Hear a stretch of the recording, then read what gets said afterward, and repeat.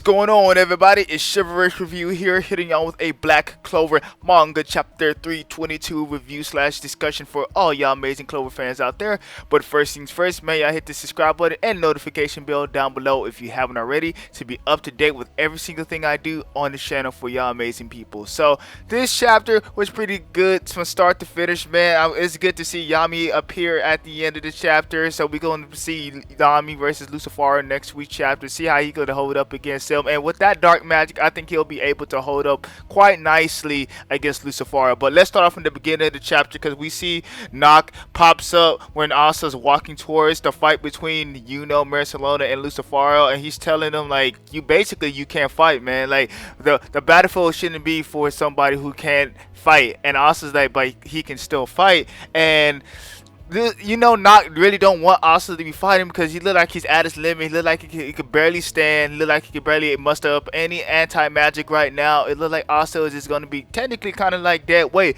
But he knows, as you see in the panel right here, he says there's no way Lucifero can be defeated without Asta's anti-magic, which is true. You need Asta's anti-magic that can harm Lucifero, which it kind of sucks that Asta is literally the end-all be-all, but it is what it is, and the anti-magic is the end-all be-all to try to take out Lucifero currently. So he basically says, I will aid you in this fight. We go at the same time. You're not going to fight alone. And Asta agrees, and Nacht is in his defense form with one of his devils, so he knows that he can't harm Lucifero, but he will be the defense and tank to protect Asta and protect himself from Lucifero. And this is when the fight goes into the mereceleona versus Lucifero, and this man was freaking hype, man. Was using his constellation magic, just teleporting everywhere, and actually was able to deal a blow on Lucifero and mereceleona as well. But they both agree that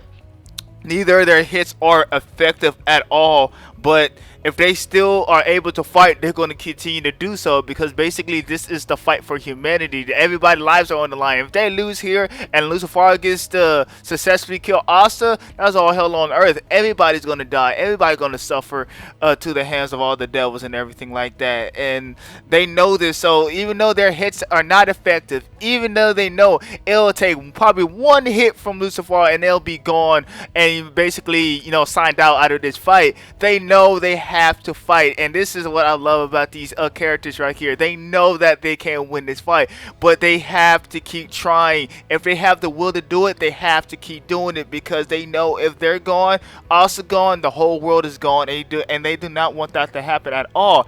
And the next part of the chapter is an interesting dynamic between two of the devils. I was talking about this yesterday in my spoiler video reaction, and this is the special dynamic between Lucifero and the second Supreme Gate Devil, Adrammelech. I'm sorry I butchered that name again, probably for a second video roll, but I'm probably always going to be doing that with his name, so I'm going to just call him Adrian. So Lucifero is yelling to Adrian, deal with and mereceleona, because he wants to deal with Asta. He wants to find Asta. He knows Asta is going to be a problem, so he has to kill him. So he's telling Adrian to basically handle the dead weight while I handle the guy I need to take out. And Adrian was like, I'd rather not. And which was one of the most funniest lines in this chapter, because Adrian just do not care. He just even told Lucifero, like, bro, I just entertain when I see you fight, man. Like, I don't even care about this, really. I don't want to. He don't want to lift a finger. He's one of the most chill back people I've seen in the series. Like, he probably hate when people tell him what to do, order him around, and make him have to lift a finger when he's just enjoying his time, just chilling and relaxing, And Lucifero is trying to do that, and he's not having nothing to say. I mean, he's not doing anything about it. He's just going to sit down there and just watch that fight. And mereceleona tried to blitz him from behind, and this is one of the most interesting parts of the chapter right here.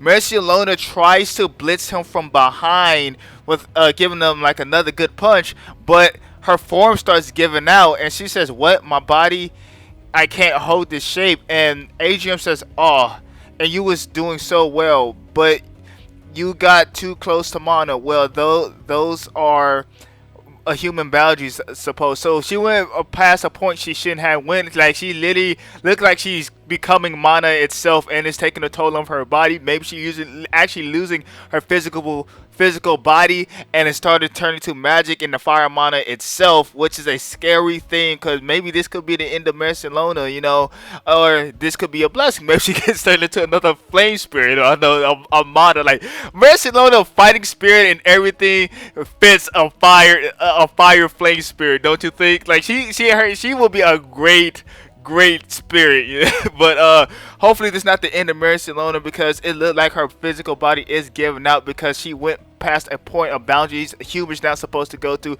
She is literally look like she is becoming mana, and she's kind of suffering the consequences of it. So lucifero takes advantage, bops her in the face, and smacks her to the ground because of it, and he smacks away as well. So both fighters are down, and now it's up to Asta and Nacht. And Nacht uses his Devil Union mode, Canis X Equus. So it looked like he using his hunting dog form. I think he was just Nacht was trying to pull out all the stops. He's doing all he can right now to support Asta in this fight. He know Asta is not 100%. He know Asta probably not even at 50%, but he's gonna do his damnedest. Even though if Asta's like even at 10 or 20%, he's gonna get Asta the best shot he can to take out lucifero. And he uses this Devil Union mode and spell to basically hold. Like, this panel is crazy. He basically was crucifying lucifero. He had both dogs like biting both his arms like he was hanging on the cross. That mess was insane. What amazing panel work by Tabata, man. This was one of my favorite panels of this chapter. Naka was the goal of this chapter. He really was. Then this is when Asta tries to attack lucifero from behind, and it kind of missed. But this is when Naka's like monologuing in his head. Even if it cost me my life, he's willing to try to help Asta stop lucifero. And that's what was his whole plan. This is why he was a double spy for the Clover Kingdom against the Spade Kingdom, because he knows all about the devilology stuff like that, and he's gonna put a stop to it. Because the devilology stuff kind of in all the devil business is the reason why his brother is dead. So I feel like that's why he was so inclined to be helping out in this mission, because it'll help make amends for losing his brother, if he wanted to cause for losing his brother Morgan. So lucifero just gets out of that and he sees Asta, and he's going straight for Asta, trying to give him a killing blow on Asta. Asta can't really defend himself right now. He's literally kind of stuck in the air, so it's kind of like a sitting duck right now. And Nacht comes in and defends him with his defense mode, and just tanks the hit. He tanks the hit, but it knocks him out his Devil Union mode. And you see Nacht is all battered up and everything. Got his necklace almost hanging off it, coming off his neck. And you see Asta's like, "No, fast captain, don't." And this is when he's like, "It seems like I reached my limit. I'm on my way to apologize to you now, Morgan." And he's like, "I'm going to go." He's just like, he's okay. He accepted his fate. Said, "I'm gonna go to the other side and meet my brother Morgan, and finally apologize to him for what I done," because he feels like he is the reason why his brother is dead, and that's why he made himself look like him, like to try to make amends for what he has done to his brother. And of course, we already know Morgan forgives him and everything. He don't even see this as Nacht's fault, but he is basically making it his fault, basically, and just taking all the blame for it. And he's willing to accept his fate and go to the other side and finally see his brother face to face and apologize for what he has what he has done to him. And this is when the GOAT Yami comes in for the save, blocking it with the wood sword. I'm guessing next week is going to show how he got the wood sword, because we did not see William in this chapter. So I'm guessing Yami and William was getting up, and Yami's like, "I don't have a katana, I have nothing to hurry try to fight with." And William uses his probably tree magic to make a wooden sword to give to Yami, and it looks like this sword is durable as hell, because it tanks lucifero's punch. It's not bending, it's not breaking, no cracks is shattered, you don't see no splits on that thing. You just see that thing withholding lucifero's punch, which is an amazing feat. That says about William's tree magic. It can block a punch like that from lucifero. Even though lucifero's not 100% manifestation in the world, it still is an amazing feat by William's magic. And maybe he has some reinforcement magic in that tree bark, you know what I'm saying?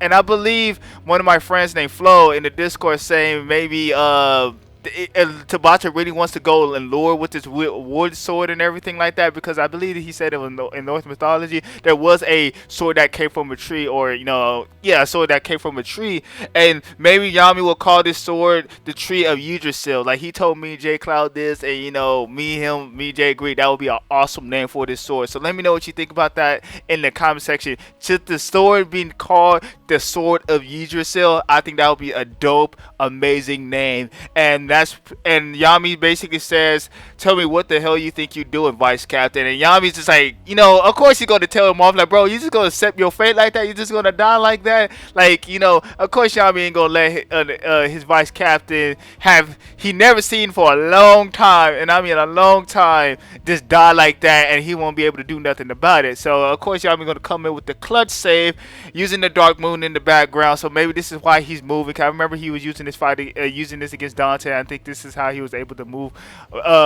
through Dante's gravity. Let me know if I'm wrong about that in the comment section down below as well. And yeah, that's pretty much it, everybody, for this chapter review. I give it like a 9 out of 10, man. I still haven't seen Noel yet, but I think Tabata's saving Noel for the good stuff, the good juicy stuff. He letting all the hype go in, and the real hype gonna come in with Noel as well, joining the fray, the fight as well. And hopefully the other elves, like where my boy Ray at? Where my boy Patry at? Where my boy Veto at? Where my girl Fauna at? Where is all the elves at in this fight, man? Like they should be joining in this fight. I believe they could be. The whole fight probably could do wonders if they would have joined this fight and help Asta and the gang out. You know what I'm saying? But that's pretty much it for the chapter review. Like I said, I give it like a 9 out of 10 or 9.5 out of 10. Let me know what y'all think about this chapter. Did you like it? Did you hate it? What was your favorite part of the chapter? What you thought they could have done, Tabata could have done better in the chapter, in the comment section down below. Don't forget to hit the like button, subscribe button, and thank you to all the new subscribers been subscribed to my channel. Y'all been amazing with the support, and the people who's currently subscribed, y'all also been amazing with the support, man. I appreciate all the likes and views y'all been giving me this past few weeks. I feel blessed and humbled by it every single day. I'm able to put a video out for y'all amazing people. And as surely as always, go to the description section down below at the video and follow the social Twitter link. I will post down there, because as you see on the screen, this is the manga color's name right here, and they did an amazing job on this picture of Asta going after Lucifero's head. The picture I'm using in this thumbnail right now. They did an amazing job on this, so make sure y'all show them some love and support. Go to that Twitter link I have in the description section. Make sure y'all go follow them, because what we always do on this channel, support artists the best way we can on this channel. So that's pretty much it, guys and gals. Shiver Reviews is shining off for the day. See y'all later. Stay safe, stay healthy, and have a beautiful, wonderful, amazing day. Peace.